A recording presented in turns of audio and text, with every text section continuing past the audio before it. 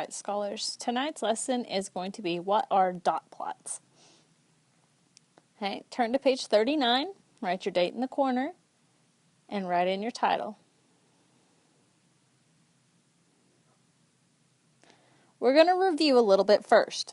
Okay, we're going to talk about taking a survey and getting data from that survey. Okay, for example, I asked a group of students, what is your favorite number? Okay, you are going to create a tally chart for their favorite number. Okay, so as a review, you're going to make a tally chart. You need a title. You're going to list. They're going to choose their favorite number from 1 through 10. And then we wrote 1 through 10 right here. And we're going to watch a little video clip. And they're going to fill in, and then you're going to fill in the data that you got from the video. If your favorite number is 1, please raise your hand. Remember, you only get to vote one time. If your favorite number is 2, please raise your hand. If your favorite number is 3, please raise your hand. If your favorite number is 4, please raise your hand. If your favorite number is 5, please raise your hand. If your favorite number is 6, please raise your hand. If your favorite number is 7, please raise your hand. Favorite number is 8, please raise your hand. You're fixing to ruin my whole video. Favorite number is 9, please raise your hand. If your favorite number is 10, please raise your hand. Okay, so now you should have watched the video. You should have filled in your tally marks on your tally chart as you watched and got your information. Okay, it should be similar to this. It was kind of blurry and a little bit hard to see. So if your data doesn't match mine exactly, it's okay. You can use what you got, or you can copy down what I've got.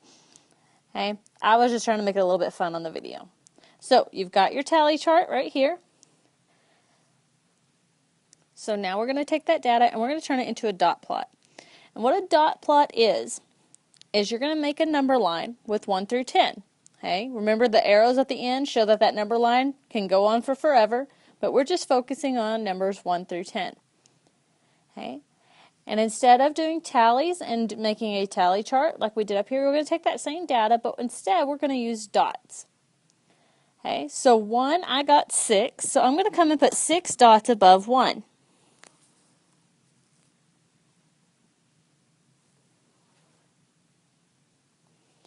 2 had 0, 3 had 5, 4 had 1, 5 had 3, 6 had 0, 7 had 4, 8 had 2, 9 had 3,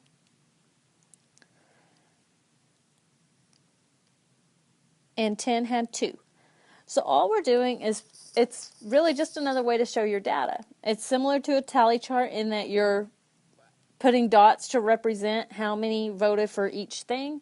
And then you can look at it quickly and see, okay, 1 had the most dots, 2 and 6 had no votes, and it's just another way. One thing you do have to be careful on is you want to be sure that your dots are about the same size.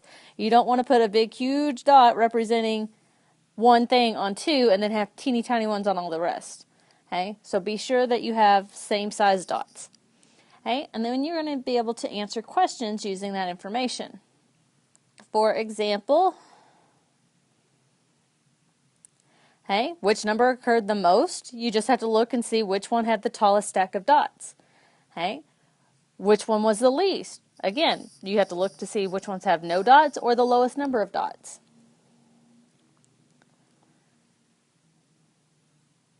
How many students voted? And how did you find that out? So you're going to answer those questions. Okay. How many students voted and how did you find it out? You're going to use your data, which is going to be the same on either one of these charts, to answer that question. Okay, you're also going to complete page 803, number 1 through 4. The top part has some more examples listed on the top, so be sure you read through that if you're still not sure that you understand it. Have a good night, scholars.